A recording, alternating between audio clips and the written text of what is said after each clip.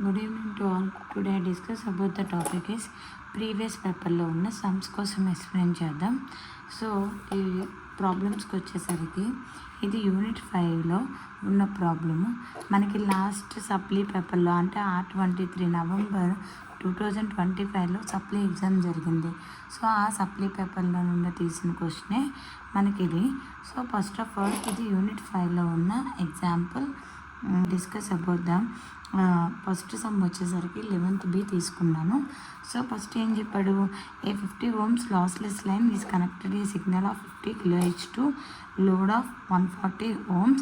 The load power is 75 watts. Calculate the voltage reflection coefficient VSWR, Vmax, Vmin, Imax, Imin positions. So first ఏమి ఇచ్చాడు, given data. The given data is characteristic impedance means Z0 50 ohms. And what is the load impedance? Load impedance value ఎంత అవుతుంది, 140 ohms. What is the frequency? Frequency అంటే 50 kHz. What is the load power? Load powerకి వచ్చేసరికి ఇక్కడ 75 mW. So ఇక్కడ మనం given డేటాలో తీసుకున్నాం. First ఏం ఫైండ్ అవుట్ చేయమంటున్నాడు, voltage reflection coefficient. Voltage reflection coefficient formula ఏంటమ్మా, voltage ZL minus Z0 by ZL plus Z0 అయినా. ఆల్రెడీ ZL వాల్యూ ఉంది, Z0 వాల్యూ ఉంది, Z0 వాల్యూ ఉంది, ZL వాల్యూ ఉంది. లోడ్ ఇంపిడెన్స్ అంటే ZL కదా, అప్పుడు ఏమవుతుంది 140 మైనస్ 50 బై 140 ప్లస్ 50. అప్పుడు ఆన్సర్ అప్రాక్సిమేట్గా మీకు 0.474 అనేది మనకి వాల్యూ వస్తుంది. So this is the reflection coefficient. Next ఏం కట్టమన్నాడు, VSWR.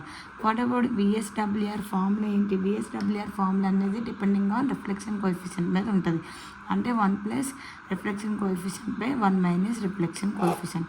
అప్పుడు ఏమవుతుంది, VSWR equals to 1 plus 0.7474 by 1 minus 0.474.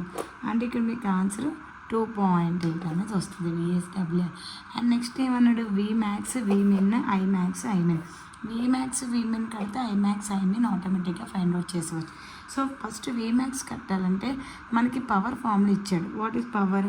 Voltage V² by R అయినా, V² బై ఇక్కడ R అంటే ఏంటి, ZL. సో ఇక్కడ ఆల్రెడీ లోడ్ పవర్ కాబట్టి VL equals to P into ZL అవుతుంది. అప్పుడు VL equals to root over P into ZL అవుతుంది. అప్పుడు VL ఈక్వల్స్ టు పవర్ ఎంత ఇచ్చాడు, what about the power, 75 mV. So ఈ 75 mV మీరు రాసుకుంటే ఎలా రాసుకోవచ్చు, 0.075 watts అని రాసుకోవచ్చు. సో అప్పుడు 0.075 into what about the ZL value 140. అప్పుడు మీకు ఆన్సర్ ఎంత వస్తుంది, VL 3.24 volts. This is the VL value. So ఇక్కడ వచ్చిన VL వాల్యూతో ముందు ఏం చేశారు, characteristic impedance value Z0 value తీసుకున్నారు, తర్వాత ఫ్రీక్వెన్సీ తీసుకున్నారు, తర్వాత ZL తీసుకున్నారు, తర్వాత పవర్ తీసుకున్నారు. ఇక్కడ మొత్తం మనకి ఇన్పుట్ డేటా తీసుకున్నారు.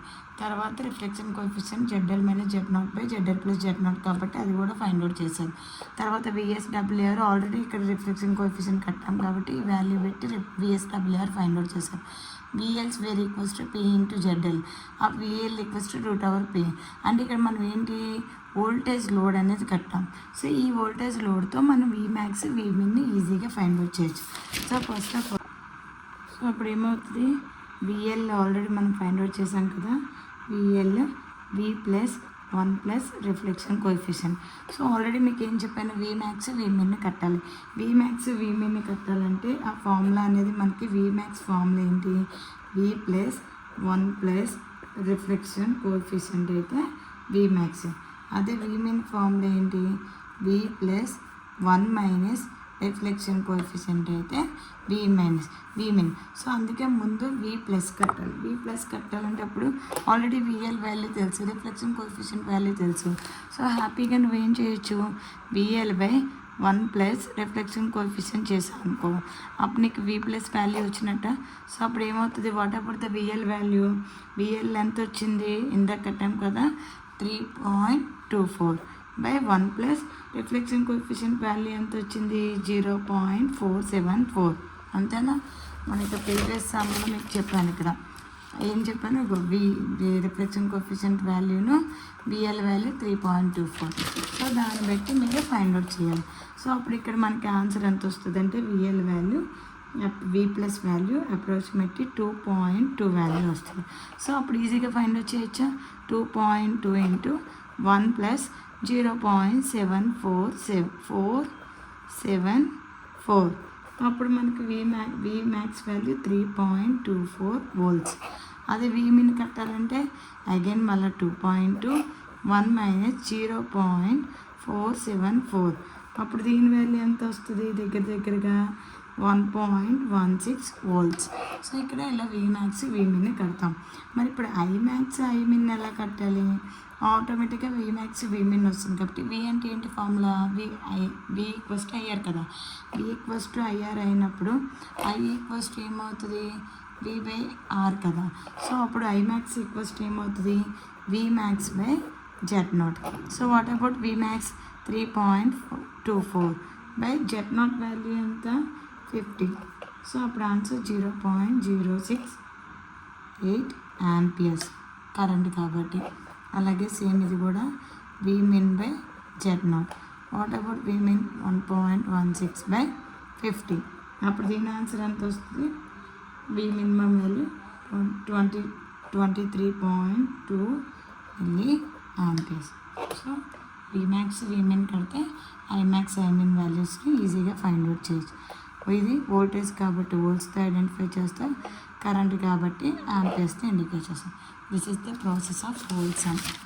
So VA reflection coefficient, VSWR, Vmax Vmin, Imax Imin reflection coefficient formula ఇది. అలాగే VSWR ఫార్ములా ఇది. అలానే OVL ఫార్ములా ఇది. సేమ్ అదే టైప్లో Vmax Vmin, అలానే Imax Imin. So this is the process of whole some. A some ఇచ్చినా మీరు వాల్యూస్ ఇచ్చాడు అంటే ఆ వాల్యూస్ పెట్టి ఇవే ఫార్ములాస్ తీసుకొని మీరు ఈజీగా సాల్వ్